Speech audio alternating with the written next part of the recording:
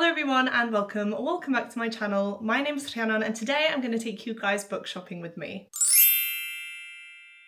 It is 8 o'clock on a Saturday morning. Tom and I are about to head off into Liverpool and I thought it would be fun to film a little come book shopping with me video because of course there is a very big Waterstones there. Now the reason that we're going into Liverpool is because I need to trade in my phone and for some reason it doesn't allow me to do so online, which is a bit of a pain. So we are making the trip there, which should take us about an hour and 40 minutes, which is why we're heading off pretty early. Now we do want to get back relatively quickly as well. Tom's not feeling the best. I'm not feeling the best, so we don't want to spend all day there. We want to get back kind of mid-afternoon, so we'll hopefully get there by about 10 o'clock and then stay until just after lunchtime and head back. So that is the plan. I really hope you guys enjoyed the video. I haven't been into a Waterstones in such a long time and I love the Liverpool one, so I'm really hoping that I find some good books there. There are a few that I've got my eye on, so hopefully I do manage to find them in store, but either way it's going to be so fun to go into a bookstore, have a browse and just see what's there. I am going to head off now though because Tom is waiting for me downstairs, and as I said, we do want to try and get there pretty quickly. Luckily I'm not driving today. I really don't feel like driving and Tom said that he would anyway, so he's going to drive us in. We have already booked our parking and hopefully it's pretty smooth sailing. So I really hope you enjoy coming along with me as I go to Liverpool and visit one of my favourite bookstores.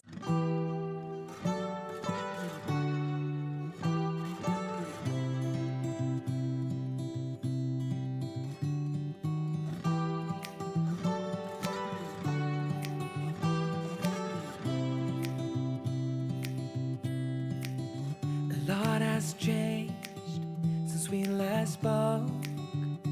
Life's been good to you and I see that you're with someone new.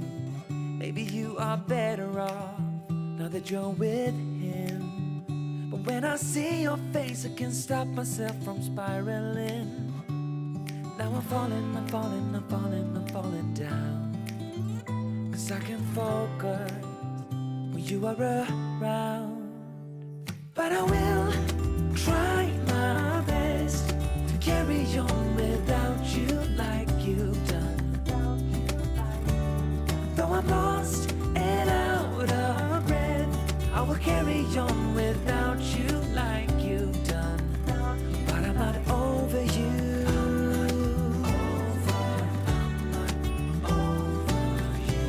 I'm not over you. I'm not over you.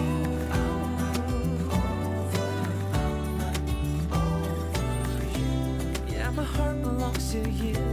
I'm not over. I'm trying to see it your way, to figure out why you left. I know that I have done some things I do regret, and I don't blame you for leaving. I might have done the same, but it doesn't make it easier anyway. Now I'm falling. It's just gone 3 o'clock. I am now back home, as you can see. And I did, of course, buy a few things whilst I was out. I don't have a Waterstones bag because I got a bag in John Lewis and I didn't think that I needed another one. So that is why I have this bag. But I'm really excited to show you everything that I got. I will just show you everything. I didn't get a load of stuff, but what I did get I'm really excited about. So without further ado, let's dive into the haul. Now, as I said, we did go to John Lewis. That was actually the first place we went to because we parked in the complex which is under John Lewis. So when you come out from the car park, the escalators essentially take you right to that shop. And the reason I actually went in is because I was desperate to go to the toilet and either nowhere else was open or you had to buy something to use the toilet, and I was not about to do that. So I did go into John Lewis and I actually stumbled upon the NARS makeup counter. And in case you don't know, my foundation is a NARS concealer. It's the NARS Sheer Glow, which has been a staple on the beauty side of YouTube for a while now, but it's essentially always worked for me. I found my shade and I feel like it's a pretty good match, so I have just stuck with it. Now I still have my old foundation, but I tend to get scared when I've used it quite a bit because I don't want it to run out and then be stuck without anything. So whilst I was there I did decide to go and have a look. Now I did get myself a new foundation, however this is actually different to the one I have. So like I said, the one I have is called the NARS Sheer Glow foundation and the shade I get is Santa Fe, and unfortunately they didn't have that shade in store today. However, the woman did point me towards this this one. This, I believe, is a new foundation. It's called the Light Reflecting Foundation, and she essentially said that most of this foundation is made up of skincare, which is definitely something that sold me, because at the minute my skin's not doing the best, and if I can do anything to help it, then of course I will. So I was chatting to her for a while about this one. She sampled it for me as well. It looked really great, it felt really nice. She said it was going to give me a nice glowy look, and of course it has more benefits to my skin than a normal foundation as well. And I thought, you know what, I'm going to give it a go. So that is what I have here. It's again in the shade Santa Fe. Don't know if you can see that there, but like I said, she did allow me to test it as well. So yeah, I just thought, you know what, I'm here, I might as well, and if I don't like it, then at least I've tried it. It can be a foundation that I wear when I don't want to use my like favorite foundation. But yeah, it looks like this. I love the NARS bottles as well. I think they're so nice. This does seem to be a little bit smaller than my other bottle, so we're gonna see how long this lasts me. But yeah, I was really happy to have gotten this one. I am going to, of course, try it out soon. Oh, we have the pump there. So normally with a NARS foundation, you have to buy the pump separate, but it does come with this one, which is very nice. So yeah, that was my first big purchase. I think this was £42 if I'm remembering correctly. I may be wrong, but it was around the £40 mark. And then it just says on the box that it improves skin radiance by 61% and gives you a more even skin tone by 93%, which is interesting. And then it says, see your skin in its best light. Light reflecting foundation instantly diffuses light to blur imperfections and smooth the look of skin. Powered by skincare ingredients, this product strengthens skin's barrier to maintain moisture day by day. This formula visibly improves skin's clarity even after makeup is removed. And it's a medium coverage foundation, which is of course buildable. I find that that's the case with my current NARS foundation. If I don't want too much coverage, I can just, you know, have like one pump and it'll do. But if I'm going out or if I feel like I need more coverage, then I just use a bit more foundation and it doesn't look cakey. I feel like it looks pretty nice. So essentially, all in all, I got this foundation. I'm excited to give it a go and hopefully it works for me. And then I did go ahead and buy something else. I wasn't planning on getting it,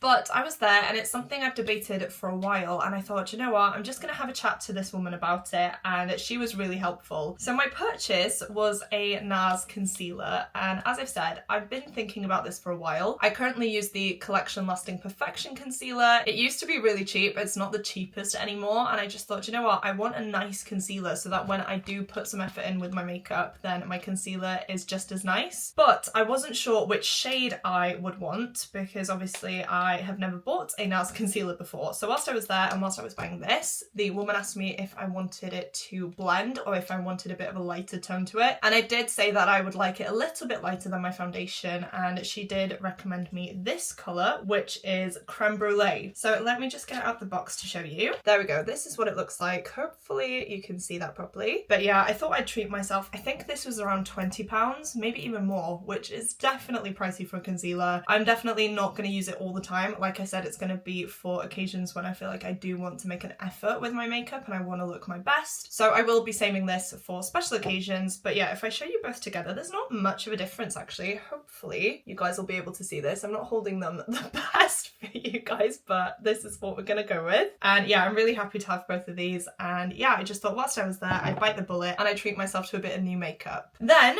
we went into HMV. We love going into HMV. We love looking at the films and the merch there. They had some amazing Loungefly bags, which I was so tempted by, but I didn't get. But the main thing we went in for was a Marvel DVD. Now, not really one in particular, but Tom and I collect these editions of the Marvel DVDs. We have done ever since they started coming out, and when we see them there, we grab them because obviously we want to expand our collection. And so what we got was Wakanda Forever, which is the second Black Panther film, and it comes in this gorgeous sleeve. I don't know how well you'll be able to see that because it's very reflective, but yeah, it's so cool. As I said, we do have a lot, and this is just going to add to the collection. So this was £7. As I said, we do tend to buy these. I think I have most of them. The only ones that aren't out are the Spider-Man ones, I believe. We do have the first one, but I don't believe the other two have been released. And then I'm not sure if we're missing one or two of the latest films as well. But we didn't have this one. I did double check because I do have a picture of my DVDs on my phone, just so that when the occasion arises, I can double check to make sure that I'm not buying any duplicates. and lucky I did because yeah, we don't have this one, which is why I picked it up. The Black Panther films are honestly some of my all-time favourites. The second one broke my heart, I'm not gonna lie, but I still love it just as much. So I'm really happy that we found this edition, and I'm gonna pop it with the rest of my collection once I take it downstairs after this clip. And then the final things that I bought are of course some books. I did go into Waterstones and there were a few books that I was looking for. I was mainly looking for The Will of the Many by James Islington and also an Agatha Christie book. I didn't have a particular one in mind, but as is the case with the Marvel DVDs, I have taken a picture of my Agatha Christie collection, and all the ones I don't have I am trying to obviously collect. So I got to the sci-fi fantasy section and unfortunately I could not find The Will of the Many anywhere, so I do think I'm gonna have to buy that online or elsewhere. But I did find the Agatha Christie section. They've actually moved it in Liverpool now. It used to be a really tiny section and now it's been moved to a different place and it has a load more variety and a load of different books by authors as well, and I just thought it was definitely a better placement for it, and I was in my element because there were so many Agatha Christie books and there were a lot that I didn't have, and so I did take a while to get down on the floor. I was going through each and every single one and debating which one I should get. I did pick up a few and put them back because I realised they were short stories, and if you guys know me, you know I'm not a massive lover of short stories, so I did go ahead and put those back for now so that I can focus on the complete mysteries. And obviously once I do get to those books I will purchase them. It's just for now I'd like to have a collection of books that I really do know I'm going to enjoy, and then I'll get to the short stories later on. So the first book I got is The Man in the Brown Suit by Agatha Christie, and I will say, for those of you who are wondering, I do own all of the Miss Marple books. I also own all of the Poirot books and the 4 books in the Tommy and Tuppence series. So the only books I need to buy now are the standalone murder mysteries, which are on the back of this book. So I'm following this order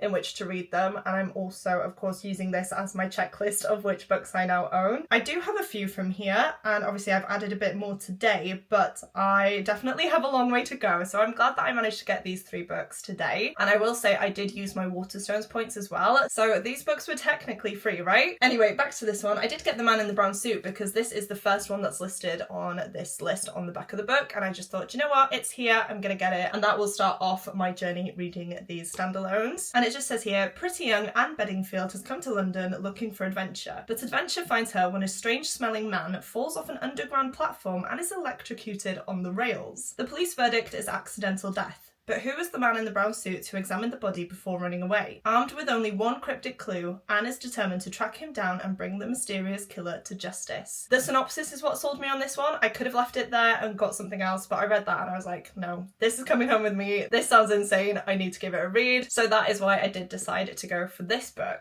The same goes for the Seven Dials mystery. I read the synopsis and I was immediately intrigued and I wanted to know what on earth was going on. This is the 3rd book listed on the back. The Secret of Chimneys, which is the 2nd book listed, was there. However, there was only one copy and it wasn't in the best condition. So unfortunately, I did leave it there. Otherwise, I would have gotten that one and gotten the first 3 books on the list on the back of this book. But yeah, unfortunately, I didn't want to spend money, or rather my points, on a book that just wasn't in the best condition. So for this one, it says Jerry Wade had proved himself to be a champion sleeper. So the other house guest decided to play a practical joke on him. 8 alarm clocks were set to go off, one after the other, starting at 6:30. But when morning arrived, one clock was missing and the prank backfired with tragic consequences. For Jimmy Theisker in particular, the word 7 dials were to take on a new and chilling significance. I love a game element to my murder mystery. Of course, this is more of a practical joke, but I'm intrigued to see how it's handled and how the mystery evolves from there. So I feel like this was a good pick. I'm definitely excited to get to it. And the fact that these are standalones as well, I don't necessarily have to read them in the reading order on the back. So I may pick them up as and when, but I'm glad to have it, and it is some sort of a guide for me at least. And I'm just happy that this is the 3rd one on the list because it does mean I will get to this one relatively soon. And then the last book that I got is definitely a more well-known Agatha Christie, and that is Why Didn't They Ask Evans? I have seen the ITV adaptation of this book a few times and I really do enjoy it. I feel like I've also seen a different one as well, but anyway, I wanted to pick up this book because I kept putting it off, and now I obviously have gone ahead and bit the bullet and bought it. So on the back of this one it says, while playing an erratic round of golf, Bobby Jones slices his ball over the edge of a cliff. His ball is lost, but on the rocks below he finds the crumpled body of a dying man. With his final breath, the man opens his eyes and says, "Why didn't they ask Evans?" Haunted by these words, Bobby and his vivacious companion Frankie set out to solve a mystery that will bring them into mortal danger. This is definitely a complicated mystery, but as I said, I have seen the adaptation. I do enjoy the story and I am intrigued to see whether the book differs as well. I always say this, but Agatha Christie manages to write such compelling murder mystery books in such a short amount of pages, and I'm so excited to now have 3 more murder mysteries to read by her. I am just going to show you these spines actually. I collect these editions. I know that her books are being reprinted as well, which is something that has spurred me on to get 3 books in this haul. I really don't want to have editions that don't match, so I am trying to get them as I can to make sure that they're all the same. So there are definitely going to be a lot more Agatha Christie books popping up in these hauls soon. But for now, I am so happy to have found these 3. I could have got a lot more, to be honest with you, but I did restrain myself. I did just get the 3, but I'm so excited for each and every single one. And as I said, I was really shocked by the selection there today because I feel like in recent trips there haven't been as much. So it's definitely promising now that they have a bigger section, and hopefully that means when I go back next time I can pick up a few more matching editions. So there we have it, guys. I hope you enjoyed this video. I'm really sorry for the lack of variety in the books that I bought, but as I said, I did go into the store knowing that I wanted to buy a specific book and unfortunately it wasn't there. So I did go for my Agatha Christie books instead, which are some that I really need in order to complete my collection, and it just made sense for me to pick them up. I also have a very big TBR at the minute, so I'm trying not to add too many new books into these shelves, but at least with my Agatha Christie's I know that I am going to get to them. It's just that I'm slowly making my way through the Poirot books at the minute, and then once I finish those I will be tackling these standalone mysteries. So all in all, I've had a really good day. I'm definitely tired now though. It has taken it out of me. We travelled there and back quite quickly, and now we're back. We are going to sit down and watch the rugby, which will hopefully be a good time. If you have made it this far through into the video and would like to let me know that you're still here, please go ahead and leave me a ship as the emoji of the video, just because that is what's on the cover of the man in the brown suit, and I feel like it would be a fitting emoji to sum up this video. I know I say it all the time, but seeing you guys comment the emoji of the video truly does mean the world to me. It blows me away that you guys watch these all the way through. So if you are still here and would like to let me know, please go ahead and comment that now. As well as that, please don't forget to click the like button if you like this video and the subscribe button if you'd like to see more content from me. Speaking of more content, I do have my own Patreon page as well, where I host exclusive weekly live reading sprints. I have a monthly book club in which my patrons decide the book that we're going to read, and once that book is chosen I will then read it and film a spoiler-filled vlog, which is again exclusive to my Patreon. And as well as that, I just share daily updates on my life. So if that sounds like something you would like to join,